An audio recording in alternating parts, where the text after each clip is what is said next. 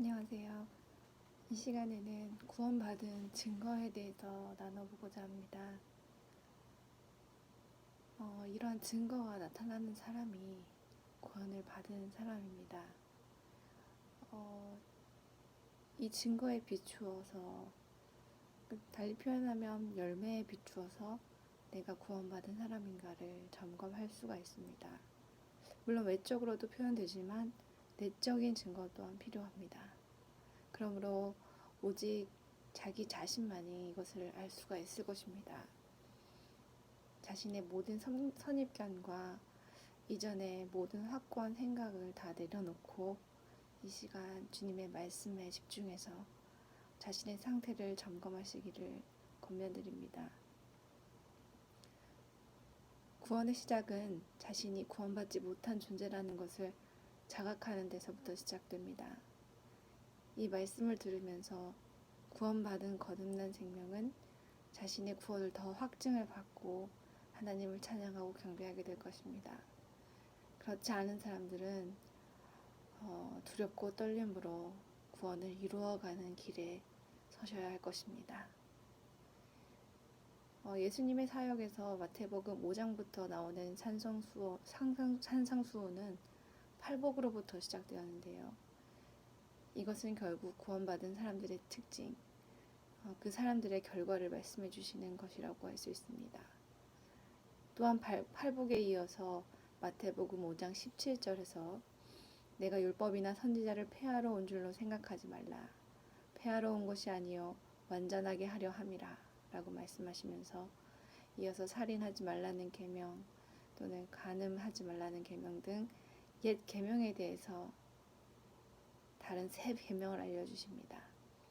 그것은 이전의 계명을 폐하시는 것이 아니라 오히려 더 강화시키신 것입니다. 그 말씀을 들은 사람들은 우선은 절망할 수밖에 없습니다. 그것은 율법을 다 지켜 행하는 것만큼이나 아니 그것보다 더 어렵고 불가능한 일이기 때문입니다. 그래서 예수님을 일찌감치 떠나가거나 예수님을 따른다고 하면서도 타협점을 찾아서 적당히 말씀을 따라가는 사람들이 부지기수로 생겨났습니다. 그렇기 때문에 예수님의 그 말씀은 죄로 죽은 상태인 죄인들이 따를 수 있는 말씀이 아닙니다.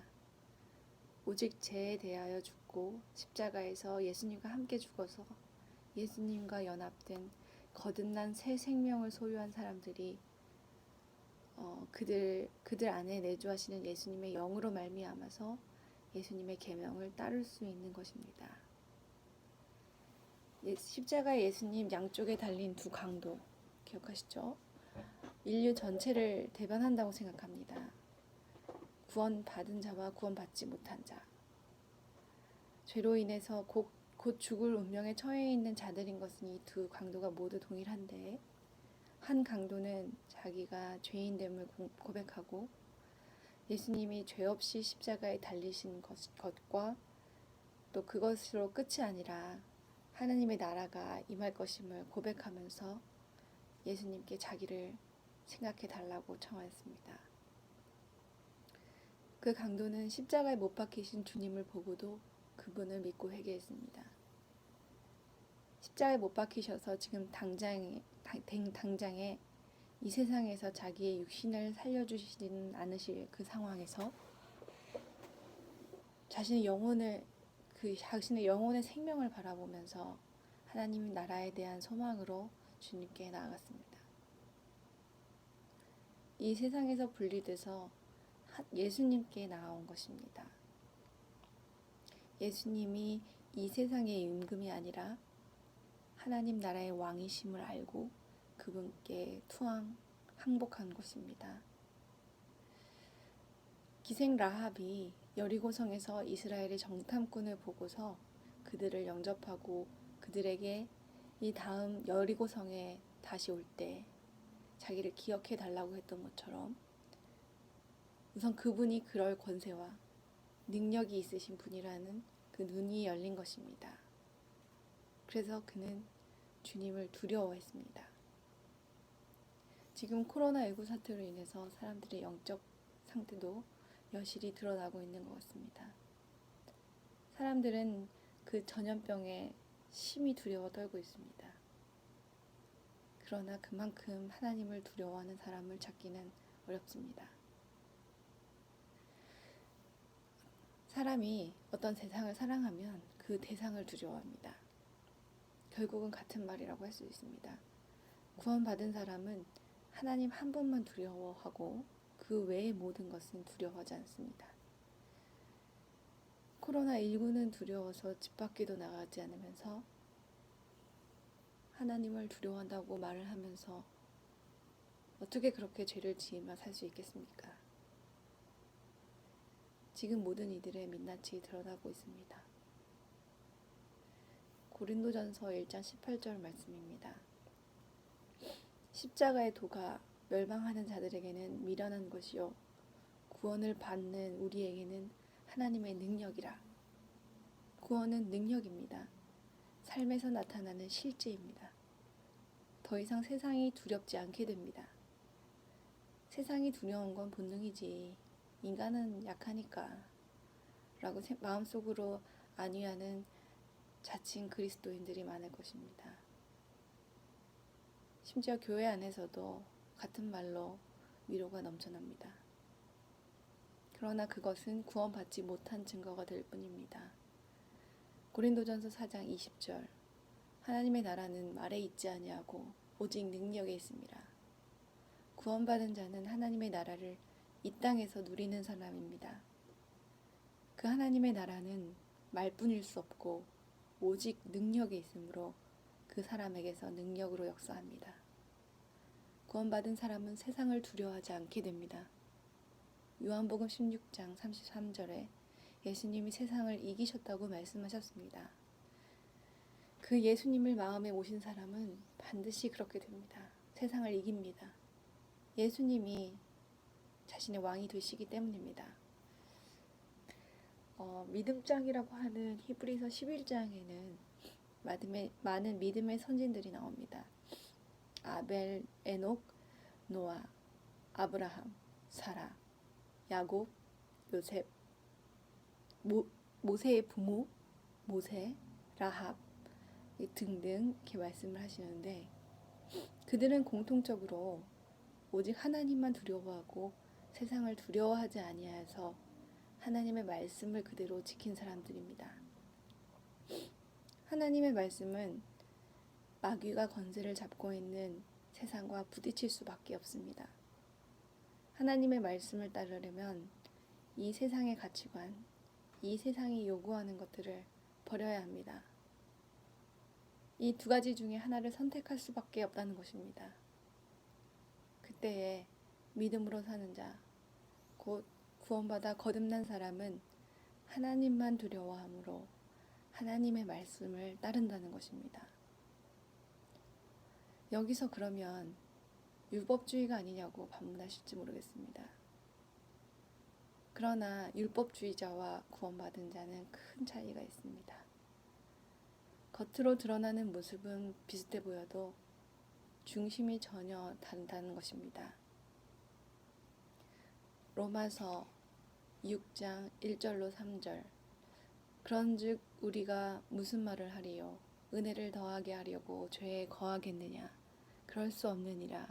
죄에 대하여 죽은 우리가 어찌 그 가운데 더 살리요? 무릇 그리스도 예수와 합하여 세례를 받은 우리는 그의 죽으심과 합하여 세례를 받은 줄로 알지 못하느냐? 구원받은 자는 죄에 대하여 죽었으므로 죄로부터 자유합니다. 죄에 더 이상 얽매이지 않는다는 것입니다. 그것은 내가 하나님의 뜻을 거슬러 뭔가를 도모하지 않는다는 것입니다. 그게 어떻게 가능합니까? 그것은 고의로 주님을 거스르기를 원하는 마음이 전혀 들지 않기 때문입니다. 주님 말씀을 따르는 것이 기쁘고 행복하고 좋은 것입니다. 더 이상 죄를 사랑하지 않고 오히려 미워합니다. 예수님과 연합되어 죄를 미워하고 의를 사랑하시는 예수님 마음을 품고 살아가는 자이기 때문입니다. 물론 육신의 몸을 입고 있기 때문에 순간적으로 화가 나거나 이기적인 마음이 문득문득 들 때도 있을 것입니다. 그러나 결코 그 자리에 빠져 있지 않고 그 마음을 따라가지 않습니다. 온몸을 씻은 자가 발만 씻으면 되듯이 곧바로 회개하고 뉘우치고 더 주님을 붙잡습니다. 그러므로 죄에 매여 있지 않게 되는 것입니다. 절대 죄를 억지로 참는 게 아닙니다. 그게 기쁘기 때문에 그 길을 기꺼이 가는 것입니다. 그 길이 더 좋아서 가는 것입니다. 그러므로 자유하다는 것입니다. 이것은 완전히 다른 차원, 새로운 패러다임의 얘기입니다. 다시 말씀드리지만 억지로 죄를 참고 인내하는 것은 율법주의자일 뿐입니다. 성도가 인내해야 한다고 하는데 그 인내한다는 것은 죄를 짓고 싶은데 그러면 안 되니까 인내해야 한다는 것이 아닙니다. 정말 죄를 짓고 싶지 않아서 죄를 짓지 않는데 그때 그 죄를 짓지 않는다고 해서 주어지는 핍박이나 모든 모욕이나 환난을 인내해야 한다는 것입니다. 성령의 열매가 그것을 가리킵니다. 이것은 억지로 노력하는 것이 아닙니다. 열매의 속성이 그런 것입니다. 저절로 맺히는 것입니다. 그저 그것이 좋아서 그 길로 갈 수밖에 없는 그런 상태입니다. 그래서 그게 자기 공로라는 생각조차 들지 않게 되는 것. 왜냐하면 그것을 자기가 좋아서 한 것이고 정말 자연스럽게 한 것인데 그것을 자랑할 것이 무엇이고 또 그것을 공로로 내세울 것이 무엇입니까? 아마 성령의 열매를 맺는 사람은 자기가 무슨 열매를 맺는지조차 인식하지 못할 것입니다. 다만 아는 것은 이전에 자기 모습과 너무나도 달라져 있는 자기 모습, 근본부터 다른 자신을 문득문득 발견하게 되는 것입니다. 이전에 거듭나기 전에는 하나님 뜻을 따르겠다고 이를 악물고 행하는 것이 너무도 어려웠던 바로 그 일이 이제는 아무것도 아닌 게 돼버리고 그저 그냥 자연스럽게 주님의 뜻대로 행하고 있는 자신을 발견하는 것. 그것이 거듭난 사람이고 예수님의 영이 내주하는 사람이고 예수님께 붙어있는 사람이고 주님 한 분만 주인 되시는 그런 사람입니다. 거듭난 사람은 더 이상 율법이 아니라 그리스도를 향한 사랑을 힘입어 기쁨으로 모든 일에 순종합니다. 사랑으로 율법을 완성시키는 것이 구원의 능력입니다. 예를 들어서 생각해 봅시다. 술을 마시기를 좋아하는 사람의 예로 그냥 함께 생각해 보기를 원합니다. 아무 거리낌 없이 그 일을 계속 반복해 오던 사람이 그 일이 옳지 않다는 생각에 술을 이제 끊어야겠다고 다짐했다고 가정해 봅시다. 그러나 그는 마음만 그렇고 실제로는 술을 끊지 못하고 그 일을 계속 반복했습니다. 그러다가 어느 날 더 이상 이래서는 안 되겠다 이런 생각이 들어서 끊기로 결단을 합니다. 그래서 더 이상 술을 마시지 않습니다. 그런데 마음으로는 너무 마시고 싶습니다. 그저 꾹꾹 참을 뿐입니다. 이 상태가 아직 율법 아래에 놓인 상태를 말해줍니다. 그러나 이것도 잘하는 것입니다. 하나님은 자신의 사람들을 이런 과정을 통해 훈련시켜 나가시고 그 길을 거치면서 회개의 기회를 주시기 때문입니다. 이 회개의 길이나 그 방법에 대해서는 다음 기회에 다시 한번 나눠보도록 하겠습니다.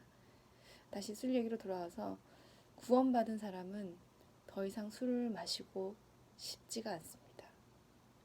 설령 그런 유혹이 온다고 해도 더 이상 그것이 유혹이 되지가 않습니다. 누군가 술을 마시지 않는 데에 대해서 핍박을 하더라도 그 핍박도 기쁨으로 견디고 인내합니다. 하나님의 법을 따르는 것이 기쁨이기 때문에 하나님이 싫어하시는 일이 자연스럽게 당연히 싫어진 것입니다. 이것은 그저 한 가지 예를 든 것에 불과합니다. 삶의 모든 영역에서 이런 변화가 일어납니다. 모든 삶의 모습이 하나님이 기뻐하시는 열매를 맺어가게 됩니다. 아까 말씀드린 대로 때때로 넘어질 때가 있어도 하나님을 사랑하고 하나님이 사랑하는 것을 사랑하며 하나님이 미워하시는 것을 미워하는 그 중심은 절대로 달라지지 않습니다. 이제는 예수님으로 마음이 가득 찼기 때문에 자기 자신조차도 중요하지 않게 돼버립니다. 누가 자신을 찌른들 무엇이 중요합니까? 자신을 찌르는 그 사람이 불쌍할 뿐이고 아직 구원받지 못한 그 수많은 영혼들이 불쌍할 뿐인 것입니다. 십자가에서 예수님이 그 찌른 자신을 십자가에 못 박은 그 사람들을 위해서 기도하신 것처럼 스데반 집사님이 돌에 맞아 순교하시면서 자신들을 돌로 치는 그 사람들을 위해서 중보한 것처럼 그런 마음이 드는 것입니다. 영원한 불못에서 고통받을 그 사람들을 어찌하면 좋을지 그것이 가장 큰 염려거리가 됩니다. 완전히 다른 사람이 되어버립니다. 모든 것이 그저 나로 수렴하던 그 인생의 중심이 오직 예수님께로 옮겨졌기 때문입니다. 이전과는 전혀 다른 것을 추구하는 인생. 하늘 것, 하늘나라, 하나님의 나라의 의, 그것으로 모든 인생의 목표가 변화된 인생. 인생의 목적이 오직 하나님께 영광을 돌리고 하나님께 기쁨이 되는 것. 그것으로 변화된 인생입니다. 하나님이 가장 기뻐하시는 일이 무엇입니까? 그것은 잃어버린 양, 잃어버린 드라크마, 그것을 찾아내고 또 집 나간 탕자가 돌아오는 바로 그 일입니다. 그렇다면 거듭난 사람은 그 일에 마음을 쓸 수밖에 없습니다. 그래서 복음을 전하지 않을 수가 없는 것입니다. 조금이라도 기회가 생긴다면 절대 놓치지 않을 것입니다. 한 영혼이라도 더 건지기 위해 불철주야 마음을 쓰고 시간을 쓰고 모든 행동으로 나아갈 것입니다. 구원받은 사람에게 나타나는 증거에 대해서 간단히 나누어 보았습니다. 구원받은 사람은 자신에게 나타난 이런 증거들을 보고 그렇기 때문에 자신이 구원받았음을 알게 됩니다. 그분들은 그 구원을 끝까지 붙잡고 나아가야 할 것입니다. 반면에 이런 증거가 아직 나타나지 못했다. 자신의 삶에 이런 증거들은 아직 보이지 않는다. 그런 생각이 드신다면 자신의 구원에 대해서 더 생각하고 세상에 치우친 그리고 나에게 치우친 모든 관심을 돌려야 할 것입니다. 예수님이 구원의 길로 자신을 부르고 있다는 것을 깨달으시는 분은 즉시로 예수님께 나와야 될 것입니다. 회개를 통해서 주시는 하나님의 은혜의 선물을 구하며 참 거듭난 믿음을 구하는 여정에 오르셔야 할 것입니다. 하나님께서 여러분의 영혼을 만지시고 자신의 영혼의 상태를 깨닫게 하시고 점검하는 눈을 분별하는 눈을 그리고 귀를 열어주시기를 정말 축복합니다.